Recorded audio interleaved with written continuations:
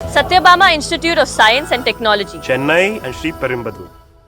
சட்டமன்றத்தில் திமுக எம்எல்ஏ மார்க்கண்டேயன் பேசி வருகிறார். பார்க்கலாம். வகையில் தெய்வத்திற்கு ஒப்பாகக்கூடிய மாபெரும் தலைவன் சர்ச்சில் அவருடைய சாதனையை தேர்தலில் வெற்றி பெற்ற நாள் எந்த இடத்திலும் வெற்றி பெற முடியாது என்று சொன்ன கிளேமன் அட்லியினுடைய வார்த்தையை நினைவு கூர்ந்து இந்திய ஜனநாயக வரலாற்றில் முத்துவேல் கருணாநிதி ஸ்டாலின் என்ற மகா புருஷனை, அந்த அவதார புருஷரை யாராலும் எந்த இடத்திலும் தேட முடியாத அளவிற்கு மாண்புமிகு மரியாதைக்குரிய நம்முடைய முதல்வர் அவர்கள் கிண்டியினுடைய மெட்ரோ பாலத்தில் போய் சேர்ந்தா பார்த்தாலும், நம்மளுடைய மெட்ரோ ரயிலில் போய் பார்த்தாலும், கோயம்பேடு பேருந்து நிலையத்தில் பார்த்தாலும், இந்த நாட்டில் எந்த திட்டங்களில் பார்த்தாலும் அதில் தமிழக வரலாற்றில், இந்திய வரலாற்றில் இத்தலைவனை போன்று யாரும் திட்டம் கொடுக்க முடியாது என்று தெய்வத்தை யாராவது பார்த்திருக்கிறீர்களா என்று கேட்டால் அணுவிலும் இருப்பார், தூணிலும் இருப்பார், துரும்பிலும் இருப்பார் தான் இந்துவும் சொல்கிறது, இஸ்லாமியும் சொல்கிறது, கிறிஸ்தவமும் சொல்கிறது, வைணவமும் சொல்கிறது, சைவமும் சொல்கிறது.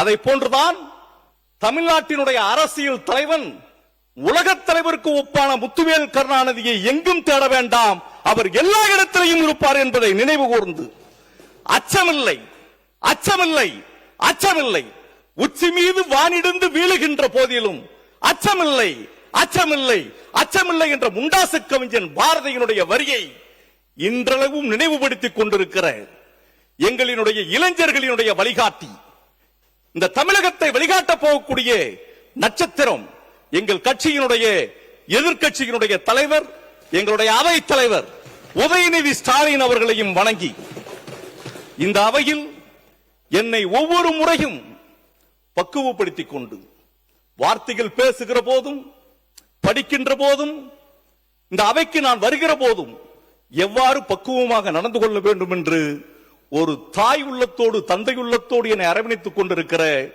எங்களுடைய அவையினுடைய துணைத் தலைவர் KN நேரு அவர்களையும், எங்களுடைய கொறடா மற்றும் முன்னணி தலைவர்களையும், மாண்புமிகு தமிழ்நாடு முதலமைச்சர், அமைச்சர் பெருமக்கள், சட்டமன்ற உறுப்பினர்கள், இங்கு அவையின் மாடத்தில் இருக்கிறவர்கள், உங்கள் அத்தனை பேருக்கும் என்னை தேர்தலிலே வெற்றி பெற செய்த மிகப்பெரிய ஒரு சரித்திர தலைவர், பெரிய பெண்ணியவாதி, பெரியாருடைய செயலை இன்றும் வழிநடத்தி கொண்டிருக்கிற ஒரு தாய்க்கோழியை போன்று பாதுகாத்துக் கொண்டிருக்கிற எங்கள் கழகத்தினுடைய துணை பொதுச் செயலாளர், நாடாளுமன்ற உறுப்பினர் கனிமொழி கருணாநிதி அவர்கள், எங்கள் மாவட்டத்தினுடைய மாவட்ட கழக செயலாளர் மாண்புமிகு முன்னாள் அமைச்சர் கீரா ஜீவன் அவர்கள், அனிதா ராதாகிருஷ்ணன் அவர்கள், கோவில்பட்டியினுடைய சட்டமன்ற உறுப்பினர் மற்றும் எங்கள் தொகுதியினுடைய வாக்காளர் பெருமக்கள், கழக உடன்பிறப்புகள் அவர்களுக்கும் இந்த நேரத்தில் என்னுடைய நன்றியை தெரிவித்துக் கொண்டு, இந்த பட்ஜெட்ல நானும் தேடி பார்க்கிறேன், முன்வரிசையில் இருக்கக்கூடிய மரியாதைக்குரிய அமைச்சர்களுடைய புத்தகங்களினுடைய பக்கங்கள்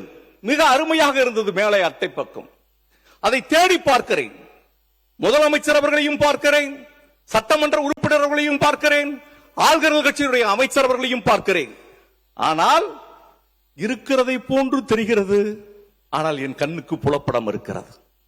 இப்படித்தான் இருக்கிறது இருக்கிறது என்பது தேடி போய் பார்க்கிற போது அதற்கு பேர் காணல் நீர் என்று சொல்வார்கள்.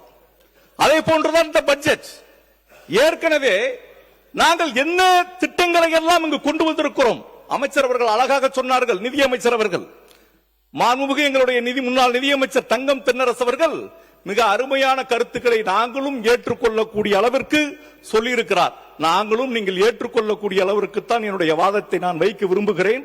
எங்களுடைய திட்டங்கள் அத்தனையும் நீங்கள் ஏற்றுக்கொண்டிருக்கிறீர்கள், அதற்காக நாங்கள் சந்தோஷப்படுகிறோம்.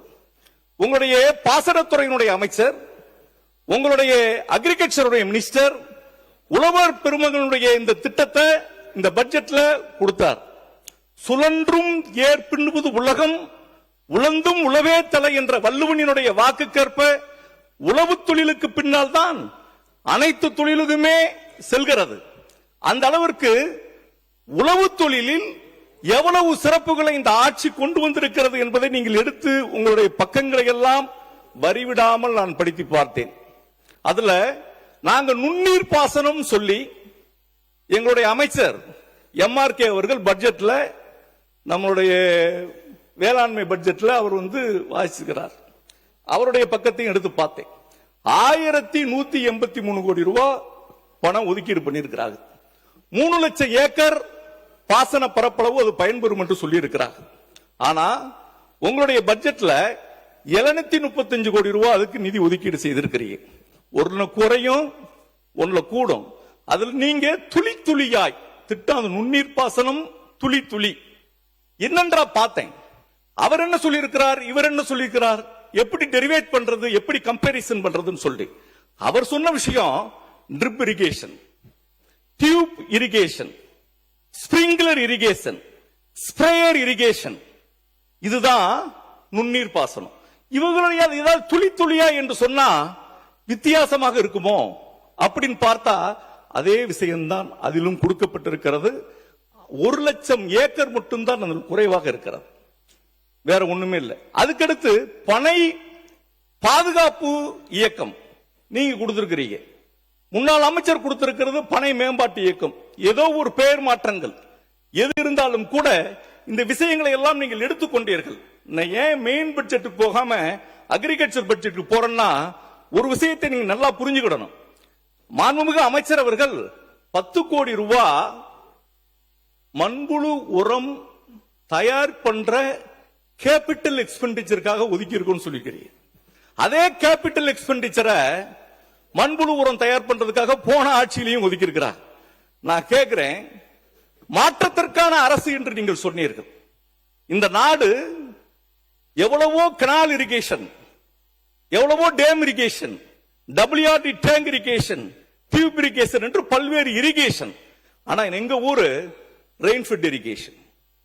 மாண்புமிகு நிதியமைச்சருடைய முன்னாள் நிதியமைச்சர் தங்கம் தென்னரசு அவர்களுடைய ஊரு ரெயின்ஃபெட் இரிகேஷன்.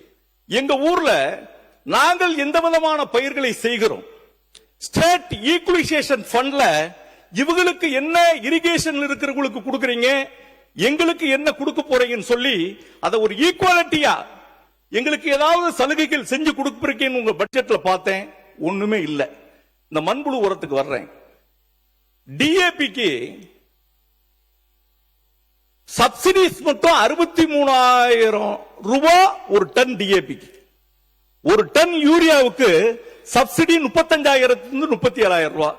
நான் கேட்கிறேன், இந்த மாடு விற்கிறவங்க, ஆடு மேய்க்கிறவங்க, கோழி வச்சுக்கிறவங்க, எங்க நேரம் என்ன மாதிரி மாடுகளையே வச்சு அந்த உரத்தை போட்டு விவசாயம் பண்றவங்க, இவங்க எல்லாம் தயார் பண்ற இந்த உரத்திற்கு ஏதாவது சப்சிடிஸ் நீங்கள் போட்டிருப்பீங்களா, இவங்களுக்கு ஏதாவது உதவி பண்ணி இருப்பீங்களான்னு உங்களுடைய பட்ஜெட்ல பார்த்தேன்.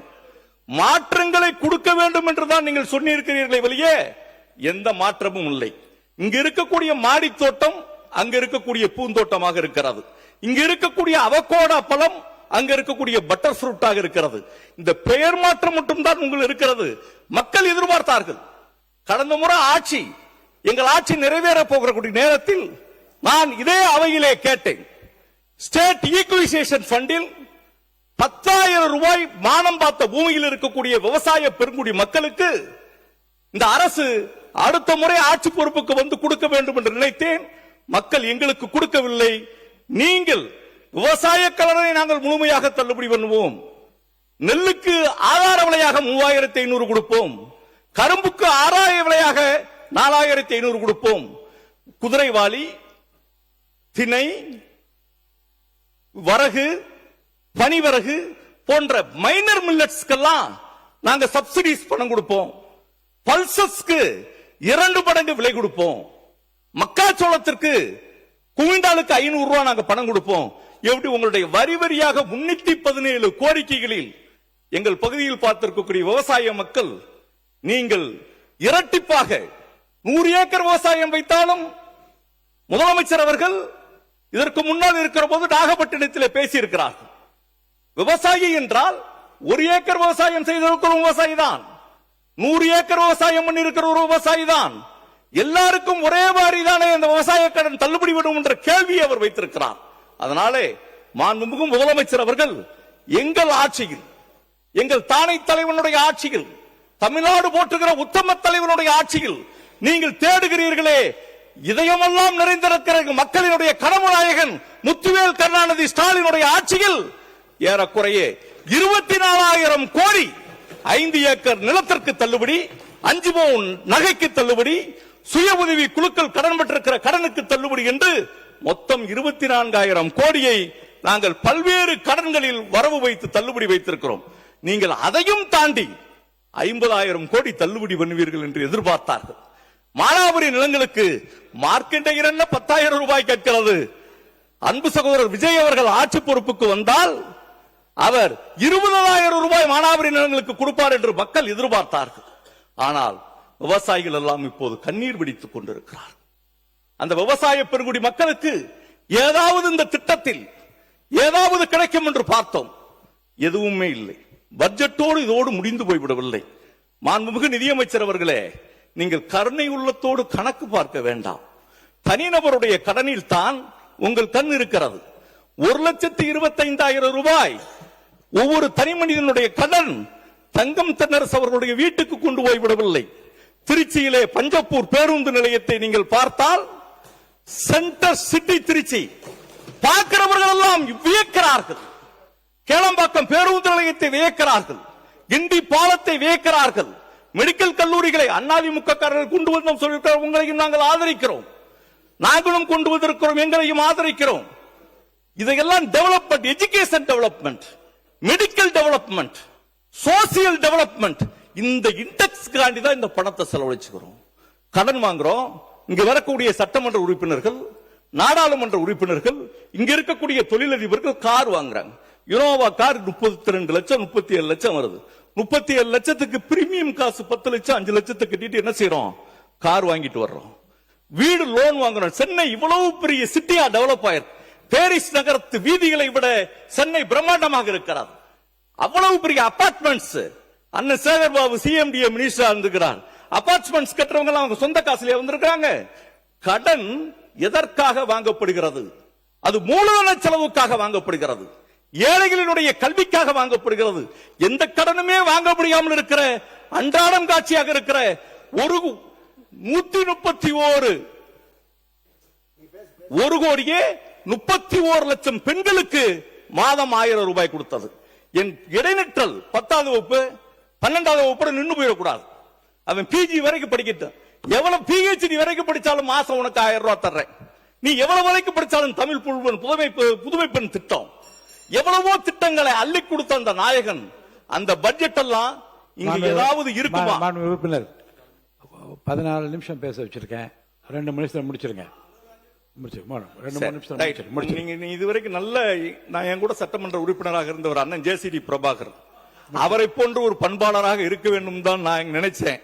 சில நேரங்கள்ல தூத்துக்குடி மண்ணுக்கே இருக்கக்கூடிய வேகம், கொலை வாலினை எடுடா கொடியோர் செயல் அறவே, கொலை வானிலை எடுடா. ஏன் நம்ம கொலைவாளினை எடுக்கன்னு சொல்லி நீ உள்ள பிடிச்சு போட்டுறாங்க, கொஞ்சம் பார்த்துக்கங்க.